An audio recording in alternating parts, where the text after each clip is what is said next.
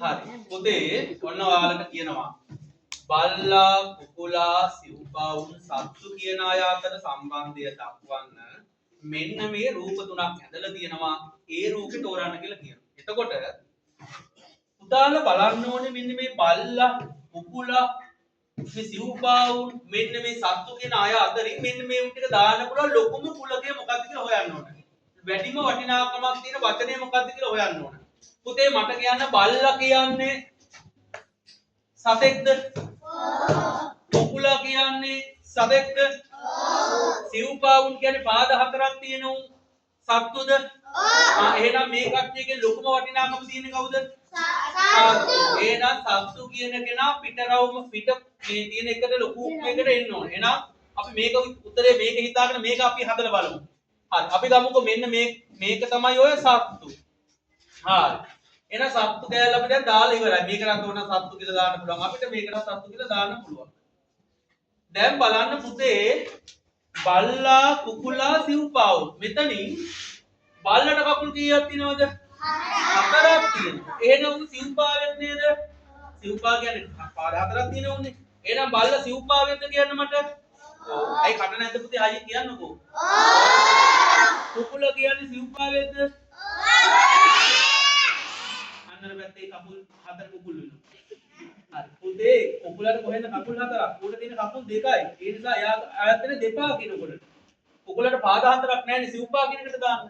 එහෙනම් බලන්න මේ සිව්පාවෙක්නේ බල්ලා කියන්නේ. එහෙනම් සිව්පා කියන එක ඇතුළට එන්න ඕනේ බල්ලා. එතකොට මේකේ ගත්තොත් මෙන්න මේ ලොකු රූට් එක ගන්න පුළුවන් අපිට සිව්පා කියන එක.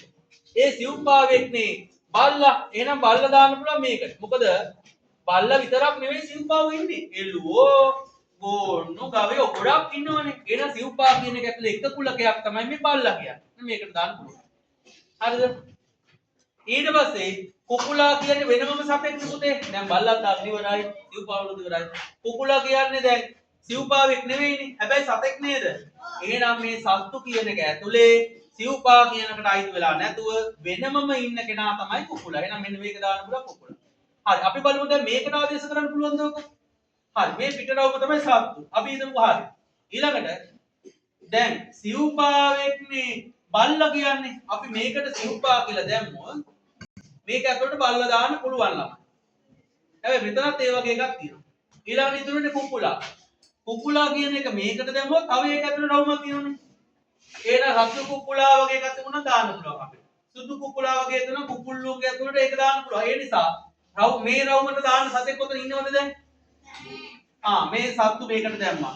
ඊළඟට සිව්පා මේකට දැම්මා. බල්ලා මේකට දැම්මා. ඉතුරුනේ කුකුලා විතරයි. කුකුලා මේකට දැම්මා. තවත් කවුරුත් සත්තු දාන්නේ නැහැනේ. අපි මේක එන මේක නෙවෙයි මේක ගන්න බෑ. මේකට යම් බලන්න.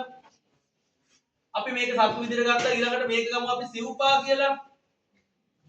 එතකොට මේක ඒක ඇතුළේට අපි දාමු කුකුලා කියන එක. sorry. සිව්පා කියන එක ඇතුළේ දාමු අපි බල්ලා කියන එක. එතකොට මේකට දාන්න වෙන ඉතුරු එක කුකුලා. හැබැයි පුතේ ඔබට තේරෙනවා මේ සිව්පා කියන එකයි කුකුල්ලු කියන එකයි එකිනෙක ඡේදනය වෙලා තියෙන එක කැපිලා තියෙන එකිනෙක. එතකොට එහෙනම් මෙතන කකුල් හතරක් තියෙන සත්තුන්ගේ ගොඩට කුකුල්ලු ඉන්නවද? කකුල් හතරක් තියෙනුම් ඒ දෙකටම ඉන්න එහෙම අහුවෙන්නේ නැහැ නේ පුතේ. ඒ නිසා කිසිසේත්ම මේක ගන්න බෑ. එහෙනම් උත්තරේ වෙන්නේ අංක 1. පැහැදිලිද? ඔව්. ඒක කියන්න බල උපරිම ස්ලෝ එකේ කිව්ව ඔට වඩා